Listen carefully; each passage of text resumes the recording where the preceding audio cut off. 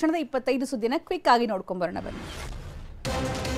ಪ್ರಜ್ವಲ್ ರೇವಣ್ಣ ವಿರುದ್ಧದ ಲೈಂಗಿಕ ದೌರ್ಜನ್ಯ ಹಗರಣದ ತನಿಖೆ ಚುರುಕುಗೊಂಡಿದೆ. ಈಗಾಗಲೇ ಹೊಳೆನರಸೀಪುರದಲ್ಲಿ ದಾಖಲಾಗಿದ್ದ ಎಫ್ಐಆರ್ನ ತನಿಖೆಯನ್ನು ಎಸ್ಐಟಿ ಆರಂಭಿಸಿದೆ. ಸಂತ್ರಸ್ತೆಯರನ್ನು ಸಂಪರ್ಕಿಸಿ ಮಾಹಿತಿ ಕಲೆ ಹಾಕೋದಕ್ಕೆ ಎಸ್ಐಟಿ ಮುಂದಾಗಿದೆ. ಹೊಳೆನರಸೀಪುರದಲ್ಲಿ ರೇವಣ್ಣ ಹಾಗೂ ಪ್ರಜ್ವಲ್ ರೇವಣ್ಣ ವಿರುದ್ಧ ದಾಖಲಾಗಿದ್ದ ಎಫ್ಐಆರ್ಗೆ ಸಂಬಂಧಪಟ್ಟಂತೆ ಎಚ್ ಡಿ ರೇವಣ್ಣ ಹಾಗೂ ಪ್ರಜ್ವಲ್ ರೇವಣ್ಣಗೆ ಎಸ್ಐಟಿ ನೋಟಿಸ್ ನೀಡಿದೆ. ಇಂದು ಬೆಳಗ್ಗೆ ವಿಚಾರಣೆಗೆ ಹಾಜರಾಗಲು ಪ್ರಜ್ವಲ್ಗೆ ಹಾಗೂ ನಾಳೆ ವಿಚಾರಣೆಗೆ ಹಾಜರಾಗುವಂತೆ ಎಚ್ ಡಿ ರೇವಣ್ಣಗೆ ನೋಟಿಸ್ ನೀಡಲಾಗಿದೆ. ಪ್ರಜ್ವಲ್ ರೇವಣ್ಣ ವಿರುದ್ಧದ ಲೈಂಗಿಕ ದೌರ್ಜನ್ಯ ಹಗರಣಕ್ಕೆ ಸಂಬಂಧಪಟ್ಟಂತೆ ಇಂದು ಎಸ್ಐಟಿ ತಂಡ ಹಾಸನಕ್ಕೆ ಭೇಟಿ ನೀಡಲಿದೆ. ದೂರು ನೀಡಿದ್ದ ಮಹಿಳೆ ಹಾಗೂ ಎಸ್ಐಟಿ ತಂಡದ ಸಮ್ಮುಖದಲ್ಲಿ ಸ್ಥಳ ಮಹಜರು ನಡೆಸುವ ಸಾಧ್ಯತೆ ಇದೆ. ಸಂಸದ ಪ್ರಜ್ವಲ್ ರೇವಣ್ಣ ವಿರುದ್ಧದ ಲೈಂಗಿಕ ದೌರ್ಜನ್ಯ ಹಗರಣ ಕುರಿತು ವಾದ ಮಾಡಲು ಸರ್ಕಾರ ವಿಶೇಷ ಅಭಿಯೋಜಕರಾಗಿ ವ್ಯಾತ್ ಎನ್ ಜಗದೀಶ್ರನ್ನ ನೇಮಕ ಮಾಡಲಾಗಿದೆ.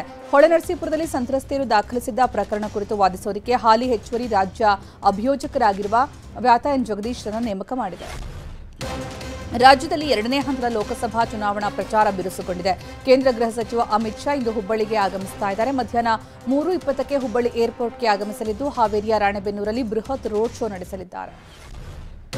ಹಾವೇರಿಯಲ್ಲಿ ಪ್ರಚಾರದ ಬಳಿ ಅಮಿತ್ ಶಾ ಹಾವೇರಿ ಪ್ರಚಾರದ ಬಳಿಕ ಧಾರವಾಡದಲ್ಲಿ ಕೇಂದ್ರ ಸಚಿವ ಪ್ರಹ್ಲಾದ್ ಜೋಶಿ ಪರ ಮತಯಾಚಿಸಲಿದ್ದಾರೆ. ಇಂದು ಸಂಜೆ 5:45ಕ್ಕೆ ಹುಬ್ಬಳ್ಳಿ ನೆಹರು ಮೈದಾನದಲ್ಲಿ ಸಾರ್ವಜನಿಕ ಸಭೆಯಲ್ಲಿ ಭಾಗಿಯಾಗಲಿದ್ದಾರೆ. ಇದಲ್ಲದೆ ಕೊಲೆಯಾದ ವಿದ್ಯಾರ್ಥಿನಿ ನೇಹಾ ಹಿರೇಮಠ ನಿವಾಸಕ್ಕೂ ಅಮಿತ್ ಶಾ ಭೇಟಿ ಕೊಡುವ ಸಾಧ್ಯತೆ ಇದೆ.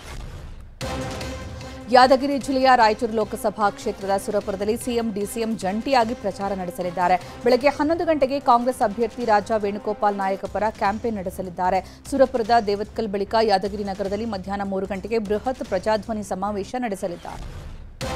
ಲೋಕಸಭೆ ಚುನಾವಣೆ ನಂತರ ರಾಜ್ಯ ಸರ್ಕಾರ ಪತನವಾಗಲಿದೆ ಎಂಬ ಬಿಜೆಪಿ ಜೆಡಿಎಸ್ ನಾಯಕರ ಹೇಳಿಕೆಗೆ ಸಚಿವ ಎಂಬಿ ಪಾಟೀಲ್ ತಿರುಗೇಟು ಕೊಟ್ಟಿದ್ದಾರೆ. ಹಾಸನ ಸಂಸದ ಪ್ರಜ್ವಲ್ ಅಶ್ಲೀಲ ವಿಡಿಯೋ ಬಹಿರಂಗವಾದ ಬಳಿಕ ಜೆಡಿಎಸ್ನ 15 ಶಾಸಕರು ಹೊರಬರೋದಕ್ಕೆ ಮುಂದಾಗಿದ್ದಾರೆ ಅಂತ ಬಾಂಬ್ ಸಿಡಿಸಿದ್ದಾರೆ. ದಾವಣಗೆರೆಗೆ ಪ್ರಧಾನಿ ಮೋದಿ ಬಂದು ಹೋದ ಬಳಿಕ ವಾತಾವರಣ ಬದಲಾಗಿದೆ. 100% ತಾವೇ ಗೆಲ್ಲೋದಾಗಿ ಬಿಜೆಪಿ ಅಭ್ಯರ್ಥಿ ಗಾಯತ್ರಿ ಸಿದ್ದೇಶ್ವರ ಹೇಳಿದ್ದಾರೆ. ಶಾಮನೂರು ಮಹಿಳೆಯರು ಅಡುಗೆ ಮಾಡೋದಕ್ಕೆ ಲಾಯಕ್ಕು ಅಂದಿದ್ದಾರೆ. ಆದರೆ ಚುನಾವಣೆಯಲ್ಲಿ ಗೆದ್ದು ನಾನು ಸಹ ಸಂಸದೆ ಆಗುವೆ ಅಂದಿದ್ದಾರೆ. ಕಲಬುರಗಿ ಜಿಲ್ಲೆಯ ಅಫಜಲಪುರ ತಾಲೂಕಿನ ಹವಳಗ ಮತ್ತು ಶಿವಪುರ ಗ್ರಾಮದ ಬಳಿ ಲಕ್ಷಾಂತರ ರೂಪಾಯಿ ಮೌಲ್ಯದ ಅಕ್ರಮ ಮರಳು ಜಪ್ತಿ ಮಾಡಲಾಗಿದೆ. 37.40 ಲಕ್ಷ ರೂಪಾಯಿ ಮೌಲ್ಯದ 1870 ಟ್ರ್ಯಾಕ್ಟರ್ನಷ್ಟು ಅಕ್ರಮ ಮರಳು ಜಪ್ತಿ ಮಾಡಿ 15 ಜನ ಆರೋಪಿಗಳ ವಿರುದ್ಧ 5 ಪ್ರಕರಣಗಳು ದಾಖಲು ಮಾಡಲಾಗಿದೆ. ಗದಗ ತಾಲೂಕಿನ ಬೆಳದಡಿ ತಾಂಡದಲ್ಲಿ ನೀರಿಗಾಗಿ ಹಾಹಾಕಾರ ಎದ್ದಿದೆ. ಗ್ರಾಮ ಪಂಚಾಯಿತಿ ಅಧಿಕಾರಿಗಳು ಸೇರಿ ಎಲ್ಲರ ಗಮನಕ್ಕೆ ತಂದರೂ ನೀರು ಸಿಗ್ತಾ ಇಲ್ಲ ಅಂತ ಖಾಲಿ ಕೊಡಗಳನ್ನು ಪ್ರದರ್ಶಿಸಿ ಲಂಬಾಣಿ ಮಹಿಳೆಯರು ಪ್ರತಿಭಟನೆ ನಡೆಸಿದ್ದಾರೆ. ಬರದ ನಡುವೆ ತಮಿಳುನಾಡು ಮತ್ತೆ ಖ್ಯಾತೆ ತೆಗೆದು 5 ಟಿಎಂಸಿ ನೀರು ಹರಿಸುವಂತೆ ಆಗ್ರಹಿಸಿದೆ. ಫೆಬ್ರವರಿ 1ರಿಂದ ಏಪ್ರಿಲ್ 28ರವರೆಗೆ ಪರಿಸರಕ್ಕೆ 7.33 ಟಿಎಂಸಿ ನೀರು ಹರಿಸಬೇಕಾಗಿತ್ತು. ಆದರೆ 5.31 ಟಿಎಂಸಿ ನೀರು ಹರಿಸಿದೆ ಅಂತ ಸಿಡಬ್ಲ್ಯೂಆರ್ಸಿ ಮುಂದೆ ಬೇಡಿಕೆ ಇಟ್ಟಿದೆ. ಲೋಕಸಭಾ ಚುನಾವಣೆಗೆ ಸಂಬಂಧಪಟ್ಟಂತೆ ಇಂದು ಅಭ್ಯರ್ಥಿಗಳ ಹೊಸ ಪಟ್ಟಿಯನ್ನು ಕಾಂಗ್ರೆಸ್ ಬಿಡುಗಡೆ ಮಾಡಿದೆ.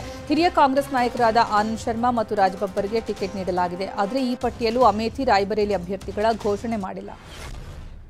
ಲೋಕಸಭಾ ಚುನಾವಣೆ ವೇಳೆಯಲ್ಲಿ ದೆಹಲಿ ಸಿಎಂ ಕೇಜ್ರಿವಾಲ್ರನ್ನ ಯಾಕೆ ಬಂಧಿಸಿದ್ದೀರಿ ಅಂತ ಇಡಿಗೆ ಸುಪ್ರೀಂ ಕೋರ್ಟ್ ಪ್ರಶ್ನೆ ಮಾಡಿದೆ. ಅಲ್ಲದೆ ಇದೇ ಶುಕ್ರವಾರದ ಒಳಗಡೆ ಪ್ರತಿಕ್ರಿಯೆ ನೀಡಬೇಕು ಅಂತಲೂ ಇಡಿಗೆ ಸೂಚನೆ ಕೊಟ್ಟಿದೆ. ಲೋಕಸಭಾ ಚುನಾವಣೆಗೂ ಮುನ್ನವೇ ಅರವಿಂದ್ ಕೇಜ್ರಿವಾಲ್ ಅವರನ್ನ ಬಂಧಿಸೋದಕ್ಕೆ ಕಾರಣ ಏನು ಅಂತ ಪ್ರಶ್ನಿಸಿದೆ. ಪಂಜಾಬ್ ಮುಖ್ಯಮಂತ್ರಿ ಭಗವಂತ್ ಮಾನ್ ತಿಹಾರ್ ಜೈಲಲ್ಲಿ ದೆಹಲಿ ಮುಖ್ಯಮಂತ್ರಿ ಅರವಿಂದ್ ಕೇಜ್ರಿವಾಲ್ ಅವರನ್ನ ಭೇಟಿಯಾಗಿದ್ದಾರೆ. ಭೇಟಿ ಬಳಿಕ ಮಾತನಾಡಿದ ಮಾನ್, ಕೇಜ್ರಿವಾಲ್ ಅವರ ಆರೋಗ್ಯ ಚೆನ್ನಾಗಿದೆ, ಅವರು ಇನ್ಸುಲಿನ್ ಪಡಿತಾ ಇದ್ದಾರೆ ಮತ್ತು ನಿಯಮಿತವಾಗಿ ತಪಾಸಣೆಗೂ ಒಳಗಾಗ್ತಾ ಇದ್ದಾರೆ ಅಂತ ಹೇಳಿದ್ದಾರೆ.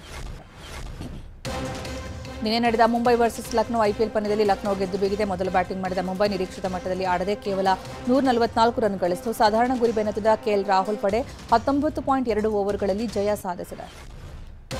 2024ರ ಟಿ20 ವಿಶ್ವಕಪ್ ಆವೃತ್ತಿಗಾಗಿ ಟೀಂ ಇಂಡಿಯಾ ತನ್ನ ತಂಡವನ್ನು ಘೋಷಿಸಿದೆ. ಈ ಟೀಂ ಘೋಷಣೆಗಾಗಿ ಐಸಿಸಿ ತನ್ನ ಇನ್ಸ್ಟಾಗ್ರಾಂ ಪೋಸ್ಟ್ನಲ್ಲಿ ವಿರಾಟ್ ಕೊಹ್ಲಿಯ ಫೋಟೋವನ್ನು ಬಳಸಿದೆ. ಟಿ20 ವಿಶ್ವಕಪ್ನ ಐಸಿಸಿ ಪೋಸ್ಟ್ನಲ್ಲಿ ಭಾರತವನ್ನು ಪ್ರತಿನಿಧಿಸಿದ ಕೊಹ್ಲಿ ಫೋಟೋ ಕಂಡು ಅಭಿಮಾನಿಗಳು ಖುಷಿಪಟ್ಟಿದ್ದಾರೆ. ಕ್ರಿಕೆಟರ್ಗಳ ಪೈಕಿ ನಾನು ಅತಿ ಹೆಚ್ಚು ತಿಳ್ಕೊಂಡಿರೋದು ಹೆಚ್ಚು ಸಮಯ ಕಳೆಯೋದು ವಿರಾಟ್ ಕೊಹ್ಲಿ ಜೊತೆಗೆ. ಕೊಹ್ಲಿ ತನ್ನ ಅಳಿಯ ಇದ್ದ ಹಾಗೆ ಅಂತ ನಾನು ಸದಾ ಹೇಳ್ತೀನಿ ಅಂತ ಹೀಗಂತ ನಟ ಶಾರುಖ್ ಖಾನ್ ಹೇಳಿದ್ದಾರೆ.